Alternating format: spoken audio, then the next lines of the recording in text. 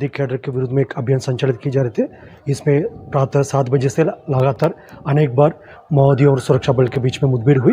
मुठभेड़ के पश्चात अब तक 18 माओवादियों का डेड बॉडी रिकवर किए गए थे और काफ़ी बड़ी मात्रा में AK-47 से इस प्रकार का ऑटोमेटिक सेमी ऑटोमेटिक वेपन भी बरामद किए गए थे।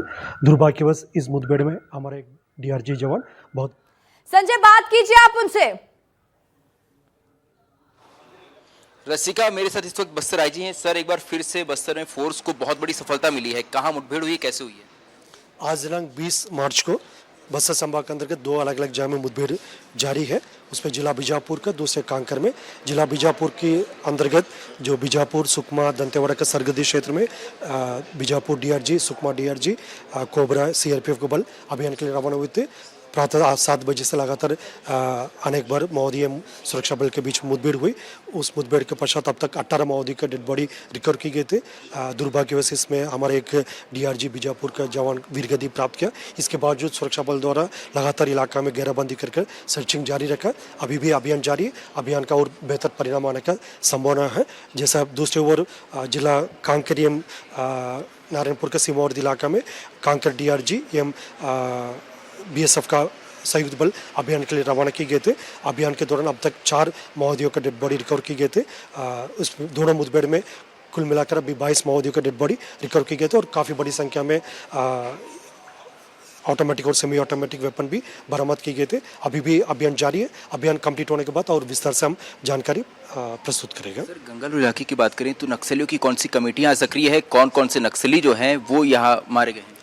जैसा जिला बीजापुर के अंतर्गत मुठभेड़ में आमतौर पर पश्चिम बस्तर डिविजनल कमेटी के कैडर्स और PLJ कंपनी नंबर 2 का उपस्थित रहते हैं। दूसरी ओर जो जहां पर कांकर और नारायणपुर के इलाका में जो मुठभेड़ हो रहे थे उसमें अबुजमा डिवीजन का और उत्तर बस्तर डिवीजन का और PLJ कंपनी नंबर 5 का माओवादी कैडर को उपस्थित रहते हैं। लेकिन अब तक माओवादियों के डेड बॉडी की शनाख्ती कार्रवाई पूर्ण नहीं हुआ। शनाख्ती जैसा कंप्लीट हो जाए उसके बाद हमको और डिटेल जानकारी प्राप्त हो सकता है।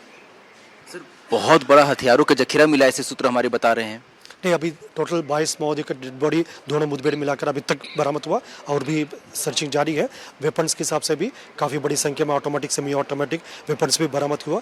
एग्जैक्ट संख्या जैसा क्योंकि अभी भी अभियान जारी से हम बहुत ज़्यादा डिटेल हमारे पास अभी शेयर करने लायक अभी उपलब्ध नहीं है। जैसा जैसा अभियान कंप्लीट होगा फिर आगे डिटेल हम शेयर करेगा। पिछली बार नसर पार्क इलाके में नक्सलियों के 100 लाने के लिए हेलीकॉप्टर भेजा गया था, इस बार भी हेलीकॉप्टर भेजा जाएगा? सुरक्षात्मक जानकारी से हम और बहुत ज़्यादा डिटेल शेयर नहीं कर पाएगा। जैसा अभियान कंप्लीट होने के बाद हम और डिटेल से शेयर करेगा। ऑपरेशन अभी भी जारी है? अभी अभियान जारी है और सर्चिंग भी जारी है जी। बैकअप पार्टी भेजी गई है सर जवानों की मदद के लिए? अभी इतना जानकारी हम शेयर करेंगे बाद में और अभियान पूर्ण होने के बाद डिटेल जारी है। ठीक, बस्तर आईजी हैं। देखिए, सुरक्षागत कारणों से बहुत ज्यादा डिटेल में जानकारी नहीं दे सकते, लेकिन उन्होंने एक बात साफ कही है कि अभी भी ऑपरेशन जारी है। गंगालूर एरिया कमेटी, इसके अलावा पश्चिम बस्तर डिविजनल कमेटी जो है इस इलाके में सक्रिय थी और उसके कई बड़े कैडर जो है वो मारे गए हैं। लगातार हम इस बात को कह रहे थे और बस्तर आईजी ने भी इस बात की पुष्टि कर दी है कि इन दोनों ही कमेटी के कई बड़े नक्सली जो है इस मुठभेड़ में मारे गए। रसिका, तो कहीं ना कहीं बस्तर के लिहाज से ये मुठभेड़ काफी बड़ी हो जाती है और यही वजह है कि एक जो लक्ष्य तय किया है 31 मार्च 2026 का, उससे पहले फोर्स ने इस इलाके में नक्सलियों की पाठशाला कहे जाने वाले पश्चिम बस्तर डिविजनल कमेटी को घेरा है ताकि नक्सलियों की ट्रेनिंग सेंटर्स पे एक तरीके से रोक लगाई जा सके।